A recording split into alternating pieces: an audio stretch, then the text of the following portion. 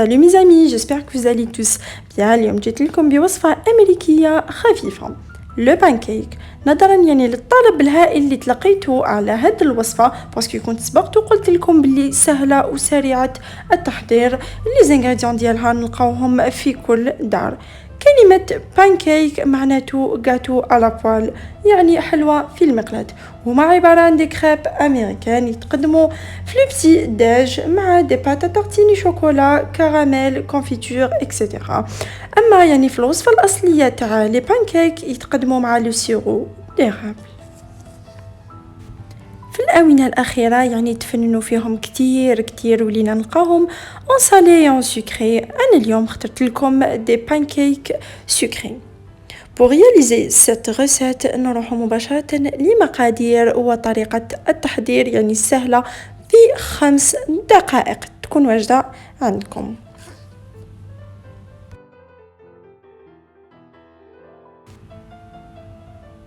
Pour cela واش نحتاجو؟ المقادير التالية: نحتاجو 2 حبات بيض اللي نكونوا فصلنا البياض عن الصفار كما راح تشوفوا. نحتاجو 150 غرام فرينة،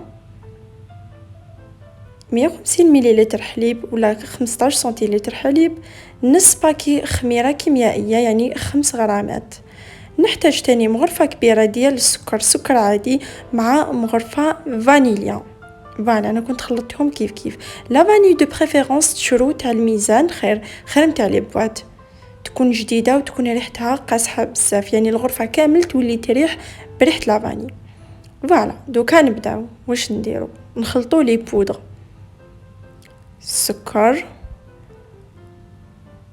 مع لافاني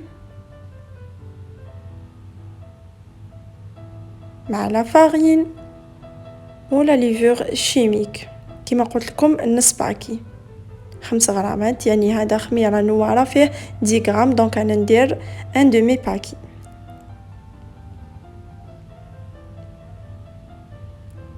نخلطهم هكا بمغرفه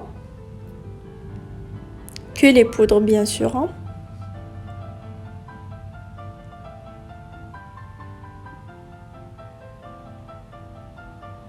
Dans un récipient واش ندير البياض وحدو والصفار مع الحليب، جامي نديرو الصفار وحدو sur la farine باسكو يشرب لنا هذيك لا فارين باك تولي عجينه، ما نخلطوها ما نرحوها ما تذوبش كامل، يعني تما نديروها مع الحليب هكذا نفصلوهم. يعني هاد الكميه اللي راني نديرها ب2 حبات بيض يخرجوا لي 6 حبات ديال البانكيك.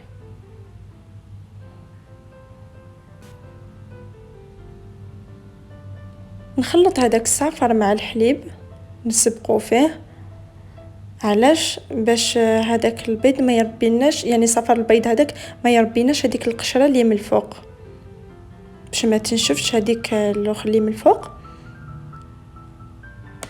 نحركوه برك، يعني نخليوه دو كوتي ونبداو نطلعو بالباتور كيما راكم تشوفوا. مع الاول نبداو فيتاس بالعقل ومن بعد موين ومن بعد نزيدوا له كامل، يعني في 10 دقائق ما حش ياخذ لكم وقت كتير. البيض دائما كي نخدموا به على حسب حراره الغرفه باش يجينا سهل باش تمتم يطلع لنا. فوالا هكذا راهو طلع لي. شوفوا كي نقلب لو ريسيبيون البيض ما يطيحش، هنايا نعرف باللي البيض ديالي راهو واجد. شوفوا كيفاه راهو اون تيكستور هكا موسوز.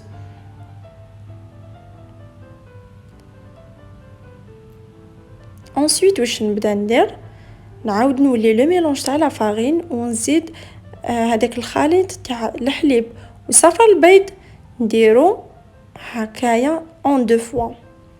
ندير لا بروميير بارتي هنايا بالفوي دو بريفيرونس باش يسهل لي المهمه هكا. شوفوا لا تيكستور يعني اللي نتحصلوا عليها، يعني قوام ليس.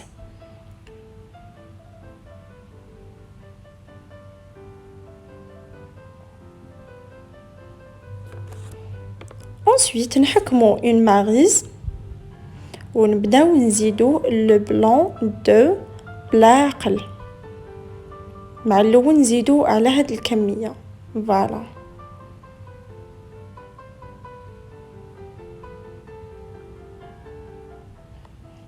شوفوا الطريقه يعني كيفاش راني نخلط غير بالعقل توجور. علاش؟ باش ما يهبطناش هذوك الفقاعات الغازيه اللي راهم في البايض، باش ما نهبطوش لو بلون، باش يعني يخرج لنا اسفنجي يعني كوم ليبونج. يعني كو سوا في لي جينواز كو سوا لافسالي ديروها ما تهبطوش كي تخلطوا تزيدوا يعني بياض البيض ولا في لي بسكوي ديالكم ولا كو سوا في لي كيك ولا جامي تهبطوا بياض البيض بعد ما تكونوا طلعتوه. هكذا نزيد اون دو فوا لو ميلونج هكا بشويه نزيد باسكو هاد لي ريسيبيون il est plus grand par rapport لهاد لو ريسيبيون صغير. لو بلون هاد لو ترانسبارون il est plus grand. شوفوا كيفاه بالعقل برك.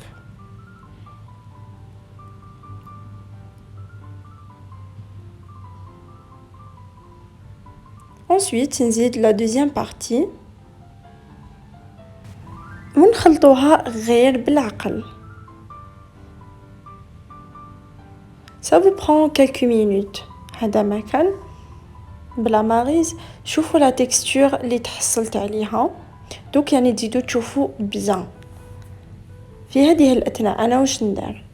جو برون المقله ديالي وانا نسخنها مليح،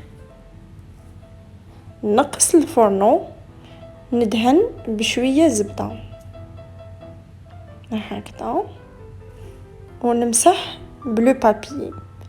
ما نسحقش الزبده بزاف، جوست ندهنوها برك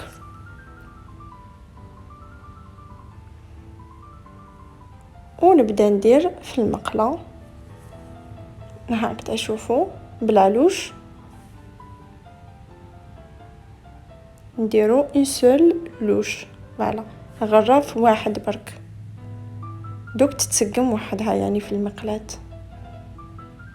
لا تكستور تاعها ما تجيكمش كي لي كريب ولا البغرير ولا هذاك يعني بياض البيض اللي يخليها يعني شغل ثقيله فوالا هكا. شوفوا شغل تتقطع. هذا هو السر ديالها باش تكون اسفنجيه. ما خلوهاش حتى طيب في لي كوتي، تمتم غير تبدا تخرج هاد الفقاعات كيما راكم تشوفوا. تمتم نقلبوها مي با دقيقه يعني باش تبان لكم باللي شغل حبه طايبه على حبه. هي تبان لكم حبه طايبه على حبه كي نحطوهم بزاف على خطره. دوك الحواف هنا اللي يبداو يطيبوا هكذا كيما راكم تشوفوا. ما تاخذش وقت بزاف في الطياب يعني ماكسيموم 2 مينوت.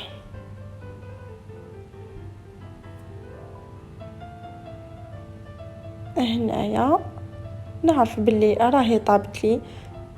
شوفوا كيفاش تخرج لكم.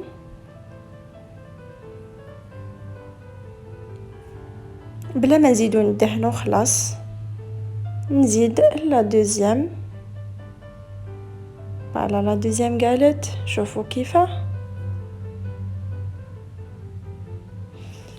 ما تشدوش لالوش ديالكم كيما البغرير ولا زعما تبداو زعما ترققوها نو، حنا نسحقوها تجي خشينه وطيبه يعني ما تهبطوهاش. خلوها هكذا كيما قلت لكم غير تبدا تخرج هذوك الفقاعات دوك لي بولدار نقلبوها. يعني توجور الاولى ما تخرج لكمش الشكل ديالها شباب علاش تكون ديجا الزبده بزاف. نشوفوا في لي كوتي في لي بوردور هذوك ويلا طابت ونحوها. شوفوا شحال تخرج شابه.